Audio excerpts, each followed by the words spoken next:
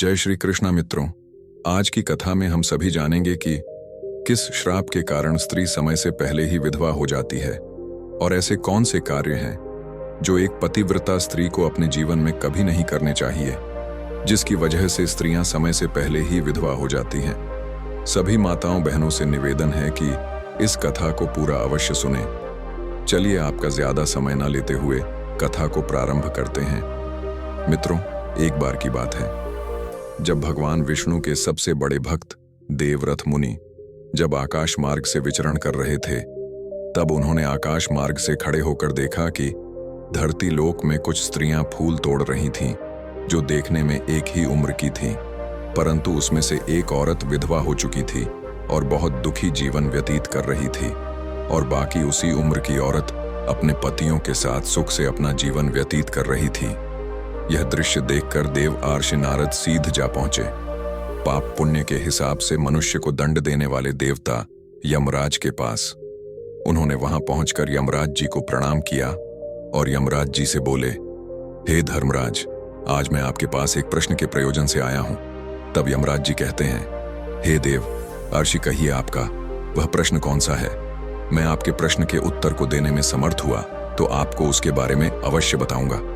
तब देव अर्षि नारद जी कहते हैं, हे धर्मराज, जब मैं आकाश मार्ग से विचरण कर रहा था, तब मैंने देखा कि धरती लोक में कुछ स्त्रियां फूल तोड़ रही थीं, जो देखने में एक ही उम्र की थीं, परंतु उसमें से एक औरत विधवा हो चुकी थी और बहुत दुखी जीवन व्यतीत कर रही थी, और बाकी उसी उम्र की औरत अपने पतियों के साथ सुख से अपना जीवन व्यतीत कर रही थी।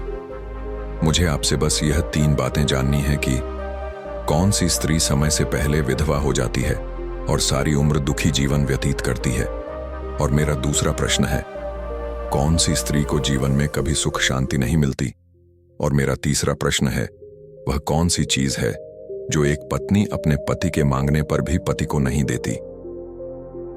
इस तरह देव ऋषि नारद के तीनों प्रश्नों को सुनकर यमराज कहते हैं, हे देव ऋषि नारद जी, तुम जिन स्त्रियों की बात कर रहे हो, उनमें से एक स्त्री समय से पहले ही विधवा होकर अपना दुखी जीवन व्यतीत कर रही है, और वहीं पर अन्य स्त्रियां सुहागन हैं और अपने पति के साथ खुश होकर सुखी जीवन व्यतीत कर रही हैं। तुम जानना चाहते हो आखिर ऐसा क्यों है, तो सुनो। मैं तुम्हें इन सभी प्रश्नों का उत्तर एक कथा के माध्यम से देना चाहता हूं।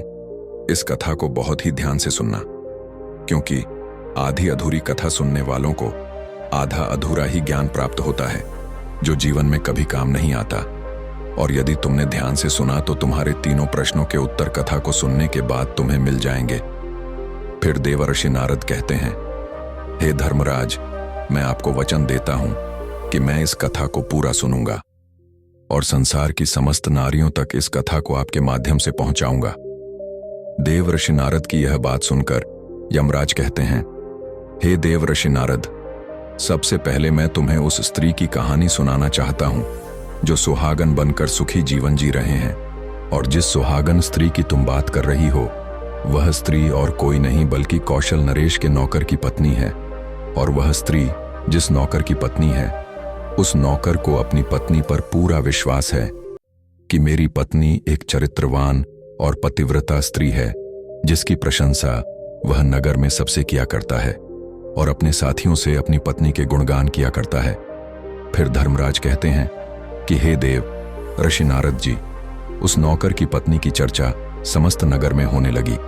धीरे धीरे फैलते हुए यह बात राजा के दरबार में पहुंच गई, और यह बात सुनकर राजा ने अपने नौकर को बुलाया और उस नौकर से राजा कहने लगे कि तुम हर किसी से कहते हो कि तुम्हारी पत्नी एक चरित्रवान और पतिव्रता स्त्री है। क्या वास्तव में तुम्हारी पत्नी एक चरित्रवान और पतिव्रता स्त्री है? और क्या तुमको पूरा विश्वास है कि तुम्हारी पत्नी एक पवित्र स्त्री है और तुम्हारे अलावा पराये मर्द को आंख उठाकर भी नहीं देखती? क्या इस बात का कोई सबूत तुम्हारे पास है? राजा की इस बात को सुनकर नौकर कहने लगा, महाराज, मुझे अपनी धर्म पत्नी पर पूरा विश्वास है कि वह एक पतिव्रता स्त्री है और मेरे अलावा वह पराये मर्दों को नहीं देखती। नौकर की इस बात को सुनकर राजा के एक मंत्री ने कहा, मैं क्षमा चाहता हूं महाराज, ऐसा कैसे हो सकता है कि एक स्त्री किसी अन्य पुरुष को न देखे? ऐसा तो असंभव है। फिर मंत्री ने राजा से कहा, महाराज, यदि मैं इस नौकर की बात गलत साबित कर दूं और पत्नी का पतिव्रता धर्म नष्ट कर दूं तो इसे क्या सजा मिलेगी? फिर नौकर ने कहा, महाराज, यदि महामंत्री जी मेरी पत्नी का पतिव्रता धर्म नष्ट कर देते हैं तो आप मुझे फांसी की सजा दे देना, और यदि महामंत्री जी मेरी पत्नी का पतिव्रता धर्म खंडित नहीं कर पाए तो इनको भी कुछ सजा मिलनी चाहिए। नौकर की यह बात सुनकर राजा ने कहा कि मंत्री को भी फांसी की सजा दी जाएगी। मंत्री ने यह बात स्वीकार कर ली और नौकर से पूछा कि मैं तुम्हारी पत्नी से क्या वस्तु लाऊं जिससे तू मान ले कि मैंने तेरी पत्नी का पतिव्रता धर्म खंडित कर दिया। तो नौकर ने कहा, महामंत्री जी, आप मेरी पत्नी से मेरे विवाह के समय पर दहेज में मुझे पटका और एक कतार मिली थी, और यह दोनों चीजें मेरी पत्नी ने बहुत ही संभाल कर रखी हैं, क्योंकि यह दोनों चीजें एक पतिव्रता स्त्री के लिए सुहाग की निशानी है। यदि तुम ये दोनों चीजें मेरी पत्नी से लाकर मुझे दिखा दोगे तो मैं मान जाऊंगा कि मेरी पत्नी का पतिव्रता धर्म महामंत्री जी आपने नष्ट कर दिया है।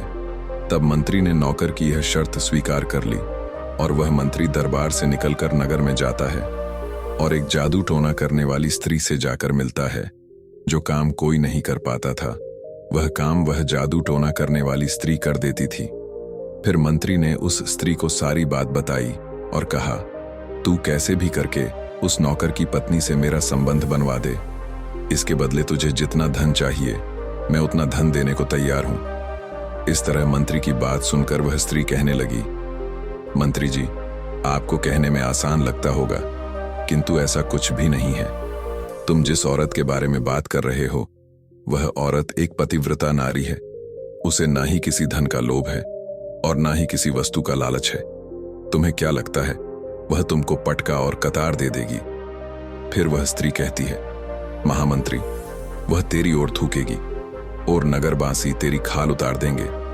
यह बात सुनकर मंत्री डर गया और कहने लगा, यदि तुम मेरा उससे संबंध नहीं करा सकती है तो एक काम कर दे, तू उसके घर जाकर उसका पटका और कतार चुराकर मुझे दे दे, और उसकी पत्नी के जांघ के पास यदि कोई निशानी हो तो वह निशानी मुझे देखकर बता दे।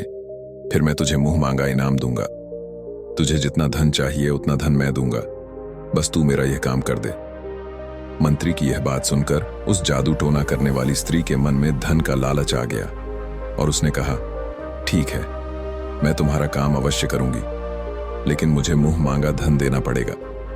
मंत्री ने कहा, ठीक है, और फिर वह स्त्री नौकर के घर में वेशभूषा बदल कर जाती है और नौकर की पत्नी से जाकर कहती है, बेटी, मैं तेरे पति की बुआ हूं, मैं कई सालों के बाद आई हूं। फिर उस नौकर की पत्नी ने कहा, आप इतने सालों बाद आई हैं, इसीलिए मैंने आपको पहले कभी देखा नहीं, इसलिए मैं आपको पहचान नहीं पाई। और इस प्रकार वह स्त्री उस नौकर के घर में बुआ बनकर रहने लगी। नौकर की पत्नी ने उस स्त्री को बुआ समझकर बहुत आदर सम्मान दिया, मगर उसे यह नहीं पता था कि इस जादू टोना करने वाली स्त्री को मंत्री ने उसके साथ छल करने के लिए और उसका पति धर्म नष्ट करने के लिए भेजा है। अब वह स्त्री नौकर के घर में मजे से रहने लगी और नौकर की पत्नी के ऊपर झूठा प्यार लुटाने लगी। एक दिन नौकर की पत्नी स्नान करने के लिए स्नान गृह में गई। फिर उसके थोड़ी देर बाद ही वह स्त्री भी नौकर की पत्नी के पास जाकर उसकी कमर रगड़ने लगी। उस पतिव्रता औरत ने बहुत मना किया, फिर भी वह स्त्री नहीं मानी और कहने लगी, तुम मुझे अपनी बेटी से भी ज्यादा प्यारी लगती हो तो मना मत करो। काफी दिनों के बाद में मेरी और तुम्हारी मुलाकात पहली बार हुई है। और ऐसा कहकर वह स्त्री उसे बातों के मायाजाल में उलझाने लगी और फिर मौका देखते ही उसने उस पतिव्रता औरत के गुप्तांग के पास में जांघ पर एक तिल था जो उस जादू टोना करने वाली स्त्री ने देख लिया और उसका काम बन गया। और जब स्नान करने के बाद में वे नौकर की पत्नी घर के अन्य काम करने लगी, इसी बीच उस स्त्री को पटका और कतार चुराने का मौका मिल गया और उसने पटका और कतार चुरा लिया और वहां से दोनों चीजें चुरा कर भाग गईं और सीधा जाकर मंत्री के पास पहुंची और उस मंत्री को पटका और कतार दे दिया और उस नौकर की पत्नी के जांघ पर तिल की निशानी है यह भी बता दिया। और मंत्री पटका और कतार लेकर सीधा राजा के दरबार में जा पहुंचा और राजा से कहा, महाराज, मैं नौकर की पत्नी के साथ 2 दिन रहकर आया हूं और यह पटका और कतार उसी ने मुझे दिया है। इस तरह मंत्री की यह बात सुनकर राजा ने तुरंत दरबार लगाया और नौकर को बुलाया। फिर मंत्री ने दरबार में पटका और कतार नौकर को दिखाते हुए कहा, महाराज, मैंने नौकर की शर्त पूरी की और भरे दरबार में यह भी कहा कि नौकर की पत्नी की जांघ पर तिल है। यह भी बात सुनकर नौकर मान गया कि वास्तव में आज मेरी पत्नी ने अपना पतिव्रता धर्म पूरी तरह से नष्ट कर लिया है। अब नौकर का अपनी पत्नी से विश्वास उठ गया। राजा ने शर्त के मुताबिक नौकर को फांसी की सजा सुनाई और 15 दिन बाद फांसी देने का आदेश दिया और कहा कि नौकर को 15 दिन के बाद फांसी पर चढ़ाया जाएगा। अब नौकर की मृत्यु के दिन समीप आने लगे। अंततः वह दिन आ ही गया जिस दिन उसे फांसी देना था। जब उसे फांसी के फंदे के पास लाया गया तो उस नौकर से उसकी अंतिम इच्छा पूछी गई। फिर नौकर ने कहा कि महाराज, मेरी अंतिम इच्छा यह है कि मैं आखिरी बार अपनी पत्नी से मिलना चाहता हूं। और इस तरह राजा ने नौकर को आज्ञा दी कि तुम अपनी पत्नी से मिल सकते हो। फिर नौकर कुछ दिन की इजाजत लेकर अपने घर गया और अपनी पत्नी से कहने लगा कि तुमने मेरे साथ बहुत बड़ा विश्वासघात किया, छल किया है। मैंने तुम पर विश्वास करके राजा के सामने मंत्री से ऐसी शर्त लगाई थी और राजा के दरबार में मैंने कहा था कि मेरी पत्नी एक चरित्रवान और पतिव्रता स्त्री है और उसके पतिव्रता धर्म को कोई नष्ट नहीं कर सकता।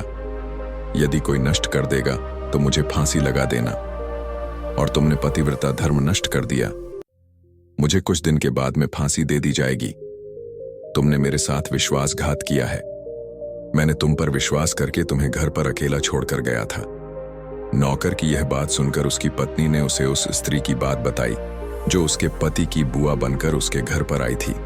मगर नौकर को अपनी पत्नी की बातों पर बिल्कुल भी विश्वास नहीं हुआ और नौकर राजा के दरबार में पहुंच गया।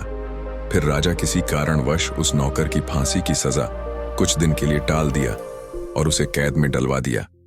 नौकर की पत्नी अपने पति को निर्दोष साबित करने के लिए राज दरबार में गणिका अर्थात नाचने गाने वाली औरत की वेशभूषा धारण करके पहुंच जाती है और राजा से उसके सम्मुख अपना नृत्य दिखाने की आज्ञा मांगने लगी।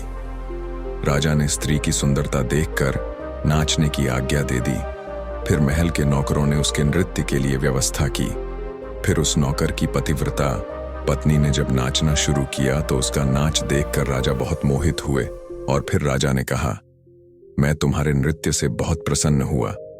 मांगो, तुम जो भी मांगोगे मैं तुम्हें दूंगा। फिर उस नौकर की पत्नी ने कहा, महाराज, आपकी सभा में एक चोर है जिसने मेरी सोने की अंगूठी चुराई है और उसे फांसी की सजा दे दीजिए। यह बात सुनकर राजा ने कहा, ठीक है, बताओ मेरे दरबार में तुम्हारा चोर कौन है, मैं उसको फांसी की सजा जरूर दूंगा। और फिर उस नौकर की पतिव्रता स्त्री ने कहा, महाराज, और कोई नहीं, आपके मंत्री ने ही मेरी अंगूठी चुराई है, आप इनको फांसी की सजा दें। जैसे ही मंत्री ने सुना कि यह स्त्री मुझे चोर बता रही है तो तुरंत मंत्री कहने लगा, महाराज, मैं शपथ खाकर कहता हूं कि मैंने इसकी अंगूठी नहीं चुराई है और मैंने इसे आज तक कभी देखा ही नहीं है, तो मैं इसकी अंगूठी कैसे चोरी कर सकता हूं? मैंने आज तक इसकी शक्ल ही नहीं देखी है। आज पहली बार मैं इसकी शक्ल देख रहा हूं। जैसे ही मंत्री ने कहा कि मैंने इस स्त्री की आज तक शक्ल ही नहीं देखी है, तो वह पतिव्रता औरत अपने वास्तविक वेशभूषा में आ गई और कहने लगी, महाराज, इस मंत्री ने मुझे पहले कभी देखा ही नहीं, तो आप इससे यह पूछो कि यह पटका और कतार कहां से लाया है। और मैं उसी नौकर की पत्नी हूं जो आपके यहां पर नौकरी करता है और आप मेरे निर्दोष पति को फांसी पर चढ़ाने वाले हैं। इसीलिए मुझे यहां इस गणिका की वेशभूषा में आपके दरबार में आना पड़ा। मैं आपको इस मंत्री की पूरी सच्चाई सुनाती हूं। यह जो आपका मंत्री है, इसने मेरे पास में एक जादू टोना करने वाली स्त्री को मेरे पति की बुआ बनाकर भेजा था और उसने धोखे से मेरी जांघ के तिल का पता लगाया और उसी स्त्री ने यह पटका और कतार चुराकर इसको दे दिया और आपके मंत्री ने इसके बदले उसको बहुत सारा धन दिया है और मेरे साथ यही छल हुआ है। महाराज, मैं आज भी पतिव्रता हूं। स्त्री की इस बात को सुनकर राजा ने उस स्त्री को बुलाया। फिर उस स्त्री ने राजा के डर से मंत्री की सारी सच्चाई राजा को बता दी, जिससे राजा ने उस नौकर को अपनी कैद से रिहा कर दिया और उसकी जगह मंत्री को फांसी पर चढ़ा दिया। और कथा को आगे बताते हुए यमराज कहते हैं, हे देव अर्श नारद, इस प्रकार उस नौकर की पतिव्रता स्त्री ने अंत में राजा से कहा, महाराज, मैं अपने पति से बहुत प्रेम करती हूँ। मैं एक चरित्रवान स्त्री हूँ और मैं कभी भी अपने मुंह से अपने पति का नाम तक नहीं लेती हूँ। इस प्रकार यमराज कहते हैं, हे देव अर्षि नारद, कथा पूरी हो गई। अब तुम अपने तीनों प्रश्नों के उत्तर सुनो। तुम्हारा पहला प्रश्न था, कौन सी स्त्री समय से पहले विधवा हो जाती है? जो स्त्रियां अपने मुंह से अपने पति का नाम लेती हैं और उनको हमेशा नाम से ही बुलाती हैं, वे स्त्रियां समय से पहले ही विधवा हो जाती हैं और बिना पति के दुखी जीवन व्यतीत करती हैं। क्योंकि यदि कोई स्त्री अपने पति का नाम मुंह से लेती है तो पति की उम्र कम हो जाती है और समय से पहले ही उस स्त्री के पति की मृत्यु हो जाती है और स्त्री समय से पहले ही विधवा होकर एक दुखी जीवन जीती है। बस यही कारण है कि तुम जिन स्त्रियों की बातें कर रहे थे उनमें से एक विधवा इसी कारण से हुई है और उनमें से एक नौकर की पत्नी थी जो पतिव्रता स्त्री थी।